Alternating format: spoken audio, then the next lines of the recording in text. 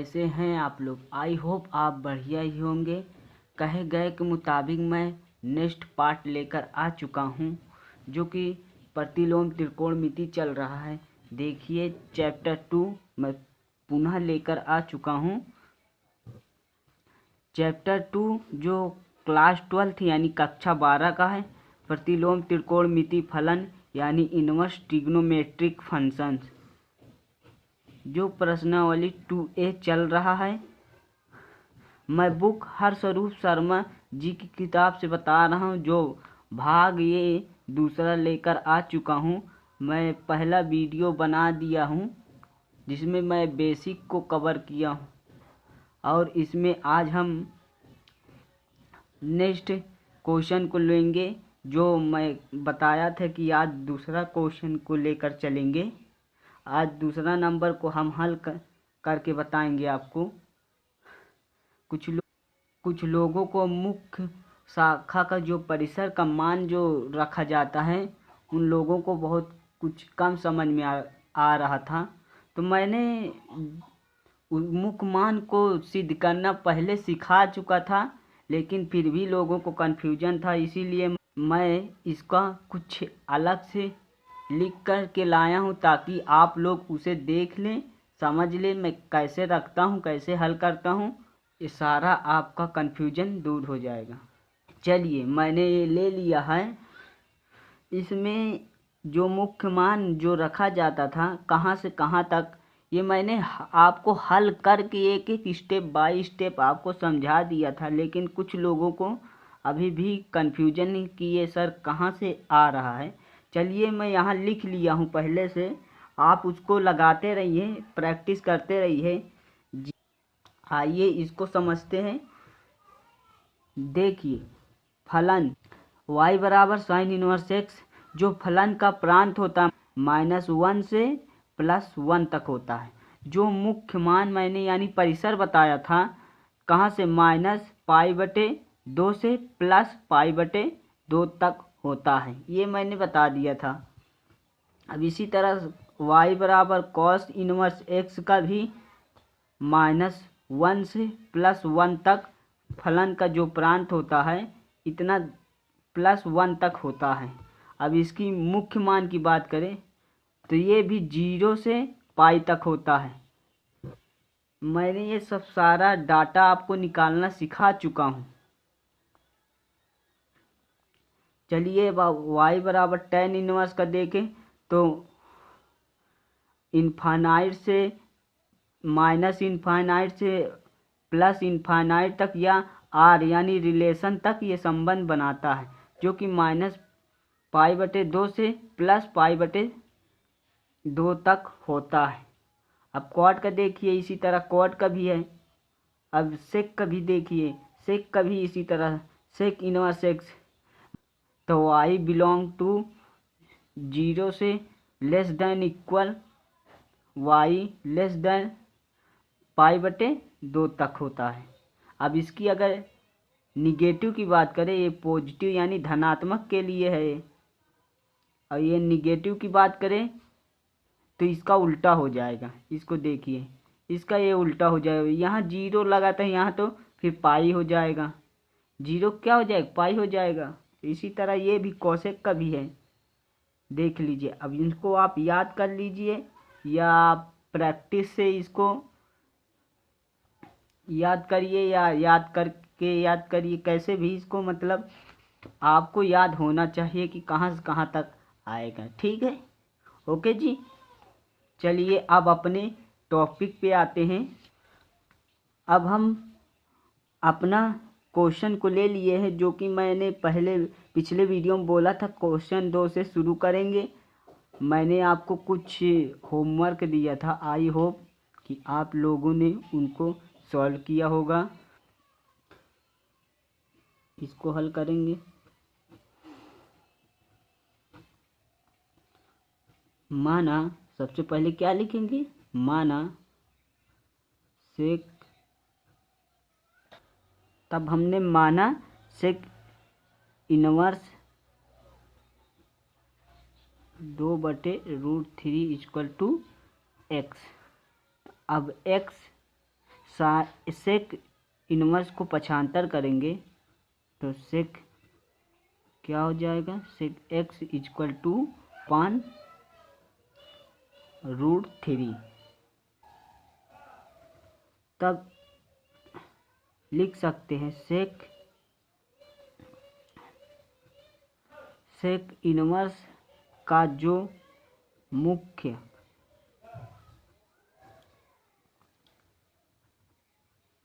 शाखा का परिसर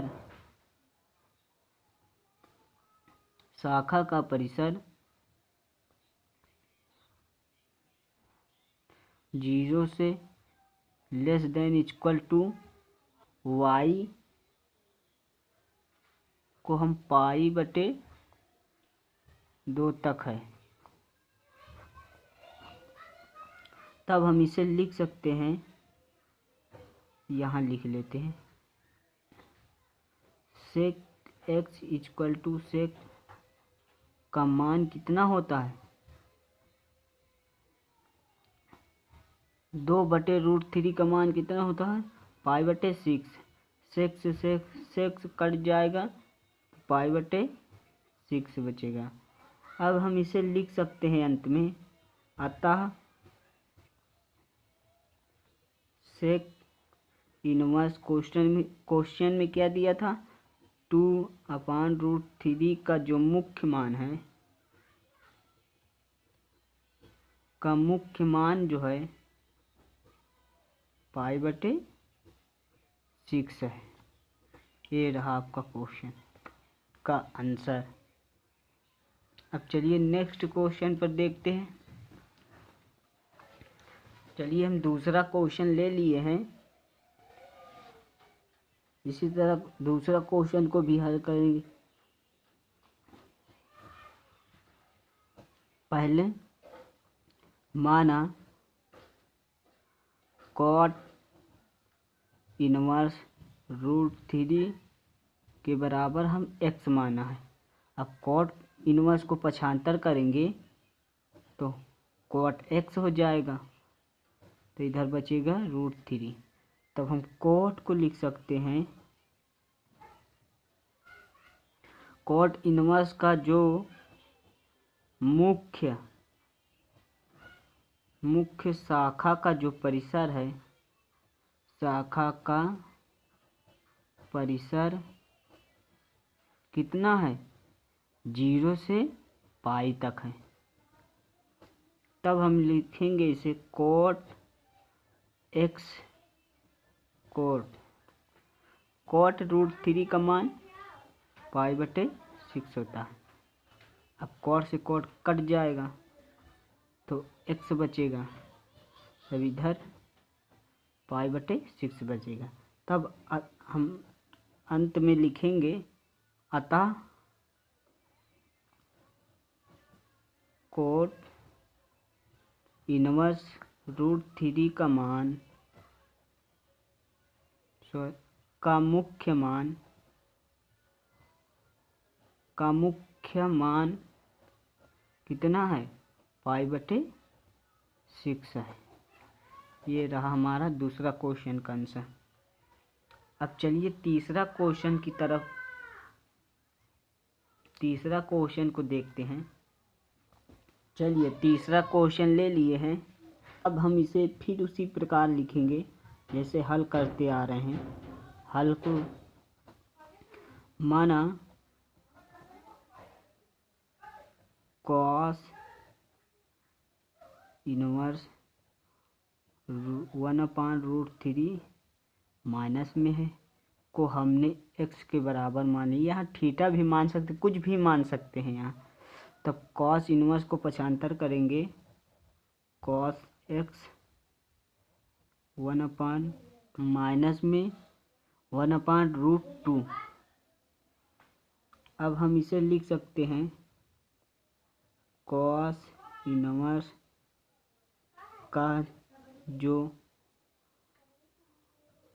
का जो मुख्य शाखा है उसकी परिसर की बात करें शाखा का परिसर 0 से पाई तक होता है। अब इसे हम हल करते हैं। कॉस एक्स, इसे 1/√3 को हम क्या लिख सकते हैं? ये मान किसका है? माइनस का π/4। कॉस 1/√2 का कितना मान है? π/4 होता है। तब हम कॉस से कॉस कट जाएगा, तो x बराबर, इसमें एलसीएम लेंगे 4 में से 1 पाई घट जाएगा। ऐसे देखिए 4 में से 1 पाई घट जाएगा, बचेगा एलसीएम नीचे 4। तब हम इसे लिख सकते हैं 3π/4। तब इसे हम लास्ट में लिखेंगे, अतः कॉस इनवर्स 1/√2 माइनस में का जो मुख्य मान है,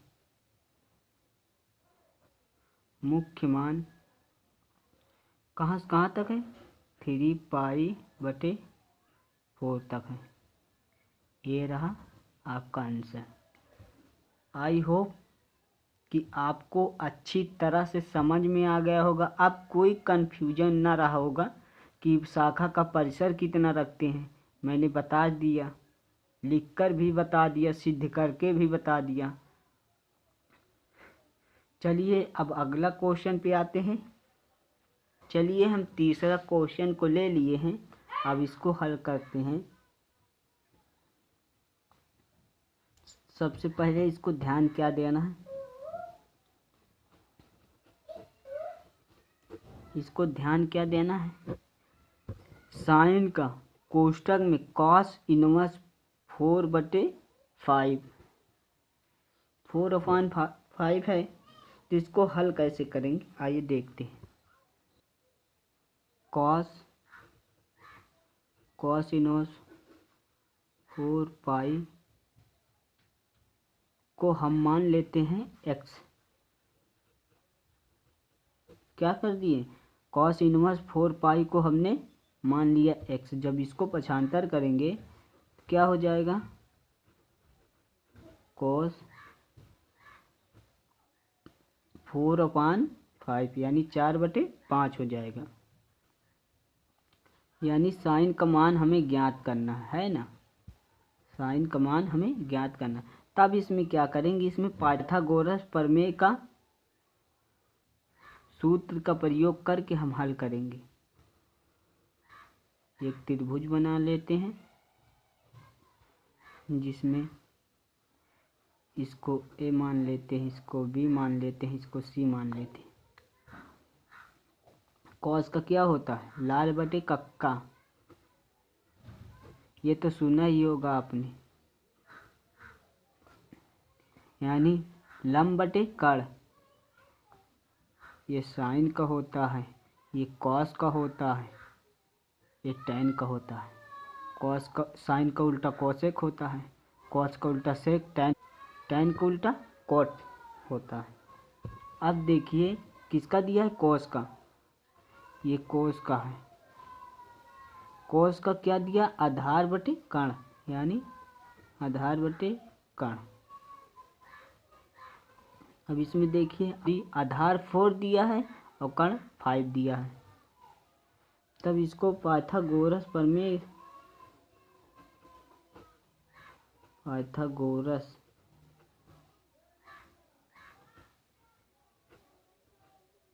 पाइथागोरस प्रमेय से हल करेंगे।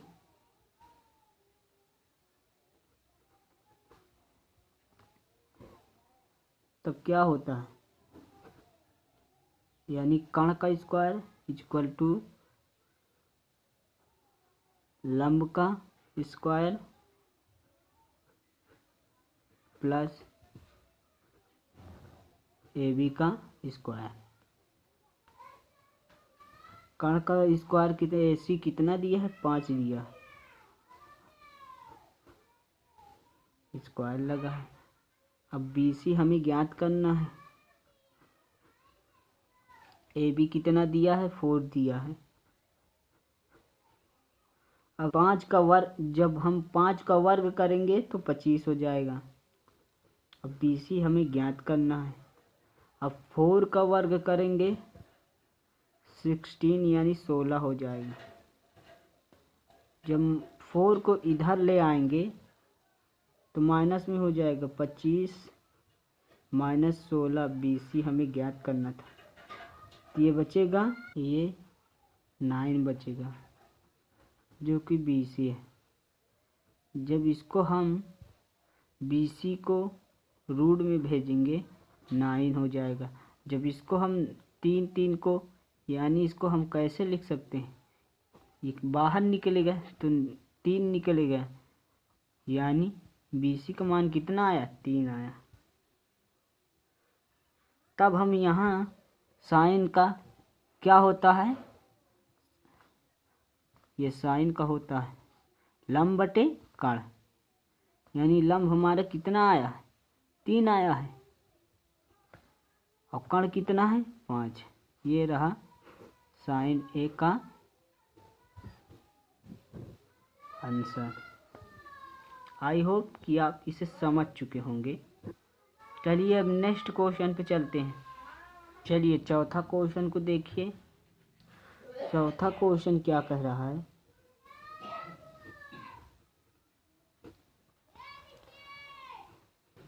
कॉट कोष्ठक में tan इनवर्स के √3।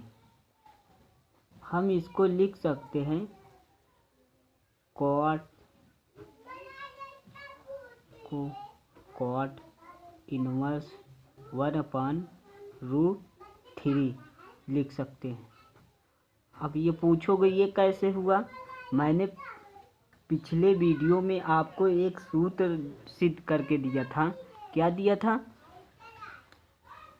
साइन इनवर्स x का कोसेक इनवर्स 1/x, यानी साइन का उल्टा कोसेक, और tan का उल्टा क्या होगा? ये सब सूत्र है। tan का उल्टा क्या होगा? Cot 1/x। मैंने इसको tan में, जो tan था उसको कॉट में चेंज कर लिया। अब कॉट से कॉट कैंसिल हो जाएगा तो बचेगा 1/√3। ये रहा आपका आंसर। पांचवा को भी इसी तरह ही करना है, सेम टू सेम उसी तरह है। कॉट tan को हम बदल देंगे कॉट में, जो 1/3 हो जाएगा। कॉट से कॉट कैंसिल हो जाएगा, 1/3 हो जाएगा। ये रहा आपका आंसर। अब चलिए नेक्स्ट क्वेश्चन पे आते हैं, इसको हल करेंगे। इसमें देखिए tan inverse 1 plus cos minus 1/2 plus sine inverse 1/2 minus में tan 1 का मान कितना होता है? π/4 प्लस कॉस इनवर्स 1/2 का मान कितना होता है? 2π3 होता है। साइन इनवर्स 1/2 का कितना होता है? माइनस में π/6 होता है। अब हम इसे हल करेंगे, इसका पूरे का एलसीएम लेंगे तो 12 आएगा।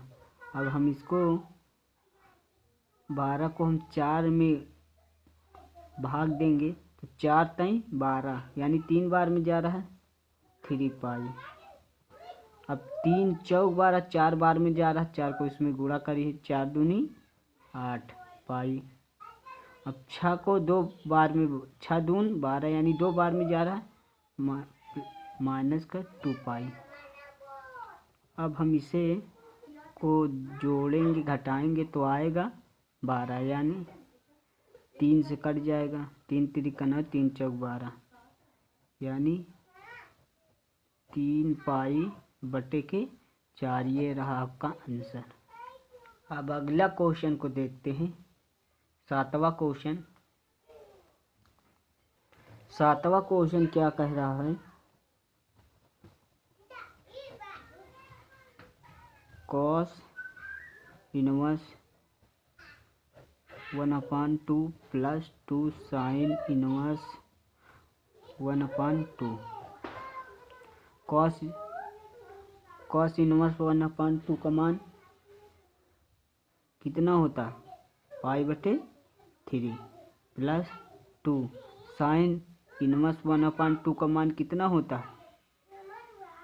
π/6, यानी 2 ताई 6।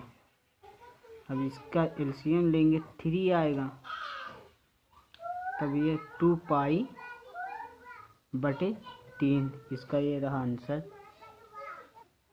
आई होप आपको क्वेश्चन अच्छी तरह से समझ में आ गया होगा। आप जितना ही प्रैक्टिस करेंगे उतना ही अच्छा आपका लेवल बनेगा। मैथ ज़्यादातर प्रैक्टिस पर ही आता है, इसलिए इस जो क्वेश्चन को बता रहा हूँ अच्छी तरह से पढ़िए, उसको लगाइए, 1 बार 2 बार सॉल्व करिए। इसलिए वीडियो देखने से पहले आप पेन कॉपी लेकर बैठिएगा, ताकि आप क्वेश्चन को देखकर उसको एक बार अपनी नोटबुक में नोट कर लीजिए, उसको फिर अच्छे से रिवाइज करिए ताकि आपको कोई कन्फ्यूजन ना रहे। आई होप आप मेरी बातों को समझ चुके हैं। चलिए अगला वीडियो हम नेक्स्ट भाग लेकर आएंगे, तो अगला क्वेश्चन को कवर करेंगे। तब तक के लिए हमारे चैनल को सब्सक्राइब नहीं किए, सब्सक्राइब कर लीजिए, ताकि जब भी मैं वीडियो को अपलोड करूं आपके पास नोटिफिकेशन पहुंच जाए। वीडियो में कुछ देखने को मिला होगा तो वीडियो को लाइक करें, शेयर करें और साथ में सब्सक्राइब भी करें। तब तक के लिए पढ़ते रहिए, सीखते रहिए स्टडी एडवांस गुरु के साथ। Take care and bye. जय हिंद, जय भारत।